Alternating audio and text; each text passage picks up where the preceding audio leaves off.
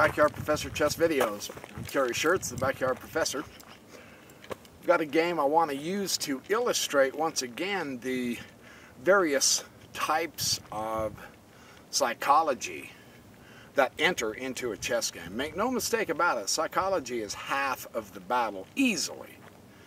I play an opponent who just basically takes me to school. And I know the principles of good chess, but knowing them is not enough. Knowing how to apply them on the chessboard, now that takes some skill, and my opponent obviously knew better than I did. We are all going to run into this type of a situation. There's no question in my mind. Every one of you have had this situation happen to you. If you haven't, you will in a chess game. And I want to show you how when you're just simply being outplayed all through the game, if you'll keep your wits about you and keep working on the game, trying your very best, you can prevail in a chess game because of your psychology. The chess gods smile upon you sometimes when you have a situation occur that happened with me in this particular game. We've done a queen-pawn opening, and immediately pulls the knight out. Yes, I'm playing the black pieces. My opponent's playing the white pieces. He immediately puts the pin on my knight with the bishop. That's pretty standard in a lot of chess openings that you'll see. I'm strengthening my central pawn, opening up my lane for my bishop. He immediately does a central pawn thrust, which is just seriously good chess. In some openings, you have to be careful when to push the e-pawn or when to push the d-pawn. That's why you have to study the openings to see which, to make sure that your timing is good. He takes my knight on the pin. And of course I've developed my bishop, so I take it with the bishop and I avoid the doubling of pawns. He brings his knight directly out pretty speedily. He's playing a good solid opening here. I bring my knight out, and he immediately brings his bishop out to pin that knight. I go ahead and take his e4 pawn here. Now I'm threatening his knight. He's got my knight pinned with his bishop, and he goes ahead and takes it and puts me in check. So now you'll notice that I don't have any knights in this game. The main imbalance, and he doubles up pawns on my queen side instead of my king side. The main imbalance at this point is I have the bishops and he has the knights. And that is a significant difference to understand on how you set up the chessboard, on how you play your game, because there are various different types of long-term and short-term strategies you want to use depending on whether you have knights or bishops. He brings his knight up and takes my pawn. I go ahead and castle. I'm tucking my king away into safety. And now his knight comes up here and puts me in check again and attacks my king's side. And instead of taking with the g-pawn and messing up my king formation, it helps me develop my queen to bring my queen out here to f6. Develop my queen, keep my king side intact. And now you're seeing that the board is fairly starting to open up, and I do have the bishop, which is nice, and he has his knight. As a general rule, a knight likes a closed board, a board with lots of pawns in the center, and bishops like the long open lanes so that they can use these long wonderful diagonals to enhance their own power. He's castled, and I decide to immediately put my bishop to use. Grab the diagonal, threaten the rook. I'm going to show him that my bishop is superior to his knight. My bishop has the long-range powers. I'm going to do everything I can to make sure I outplay him in this minor piece battle. Now, I've studied this with Jeremy Silman. I've got a queen out here as well, so technically, on a temporary basis, I'll also bring my rook over to the d file and nab the d file straight across from the queen. on a temporary basis, my development is now better than his. So I'm feeling pretty good about this at this point. He does the correct thing that you're supposed to do with knights. He puts his knight on the outpost absolutely every time. Well, I don't want him to have that outpost, so I'm going to attack the basis of his outpost so I can chase that knight away. That's a centrally placed knight on an outpost. That's a powerful piece. I don't want him to have that. He goes ahead and moves it over here and threatens my rook. And I say, no problem. I'm going to centralize my rook. I'm going to give my rook yet more power. If he moves that knight away, I'm going to find a way to take that pawn and threaten his queen. Well, he also has a semi-open file here, and he makes good use of it. He brings his rook up here to protect that pawn. A very wise move. But I've got a bishop here.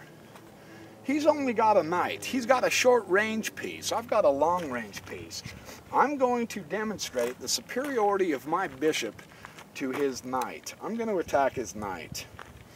And he puts his knight right where I was hoping he would, right on the rim. Okay, at this point, I have a wonderful diagonal here.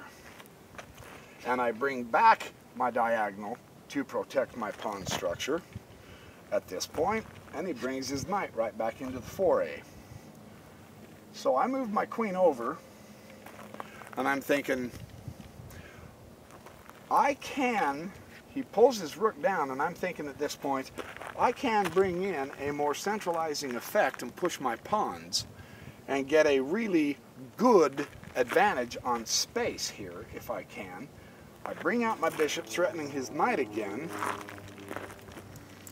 trying to make my bishop superior to his knight, and look at what he does to me. He puts his knight right there. And at this point, all you can do is shake your head. You have to watch the trickiness of the knight forks. He's forked my king, check. He's forked my queen, and he's forked my rook. And I'm thinking, man, that is just ugly from my point of view. From his point of view, this is the most beautiful knight fork you can possibly make. I mean, this is fabulous chess. To receive this kind of a knight fork is just utterly devastating. I mean, man, this sucks. And the only thing I can do about it at this point is move out of check. And now look what he does.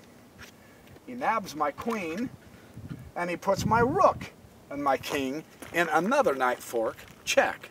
Now this time I can take that pesky little stupid knight that has been completely dominating my bishop, and it's starting to really bother me about that. But in the process of taking this knight, I disrupt my king side. But I definitely want to get rid of that knight. Now at this point, I am way down in material, but I have a minor piece and he doesn't. I have the two rooks for the queen, and I've got the bishop. And he centralizes once again to protect that pawn. The whole structure in the center, I have to blow this center open. So now I bring forward my pawns to open up this center. I have to open up this center for my bishop to be effective. I have to use everything I've got because I have been hornswoggled. And it's my own fault. I did not play very good chess in this game. And of course he brings his pawn up to threaten my rook. I have to drop my rook back.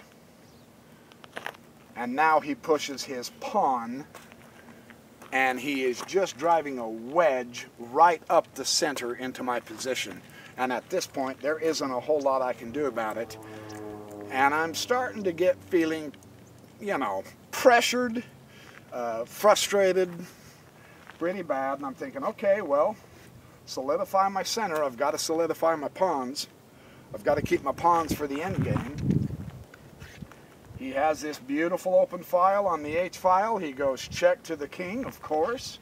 And now he's got a lane into my position because of his stupid knight, his marvelous knight, that interrupted my king side. This is how to do it in chess, and unfortunately, I'm being taken to school here. I want to be the one taking my opponents to school, but right now I have to learn some lessons. He pulls his queen up. He is, of course, aiming at my g6 pawn, absolutely. And I see a good move because I have my minor piece, my bishop here. I have a very excellent diagonal here, and I also threaten his queen, and I protect my king side better. So I'm very happy with this particular move. I'm thinking, all right, I've got the minor piece. I'm going to use it and make it absolutely as strong as I know how to. That's what you have to do with your minor pieces in a major war. He moves his queen out of danger directly against that pawn. I put my rook directly against his queen in the aisle, and I have the two central files with my rooks, and I have a pretty good diagonal with my bishop. I am making my position as good as I possibly can at this point, and he just keeps hammering away at me, picking me off, one pawn at a time, and I'm trying to figure out what can I do to keep my position good here. He picks off my pawns. I'm shaking my head. I'm realizing, you know what? I am just simply being outclassed in this game. At this point, the psychology of chess kicks in. You can give up, or you can continue trying to better your position. I mean, the game isn't lost, but I'm not exactly playing stellar chess here. I'm being shown how it's done. But does that mean you just psychologically say, well, you know, I'm never going to win. I don't have a chance. If you start saying that to yourself, you quit attempting to make the best moves possible. You have to hang in there. Even though your opponent is sneering at you from across your table as he makes better and better moves, you must try to make better and better moves. Now look at this. I've got my rooks doubled on the D file, a very important central file. I'm threatening his pawn. I'm doing okay here. His queen is right here. I have to guard my rooks, and I have to keep this pawn intact, and I've got a great angle with my bishop. This is okay. This is a decent position. He hasn't brought his other rook into play yet. This aisle hasn't done much, but I've got to keep my eye on it. And then he takes my pawn with his pawn, and he gets an absolutely screaming passed pawn. Now all the energy has to come toward this passed pawn, because in 2 moves he's going to queen. And you're going, holy Toledo, man. Well, I looked at this position, and I realized that his power move of getting that passed pawn, and of course his queen is behind his passed pawn, which is where either a queen or a rook does belong.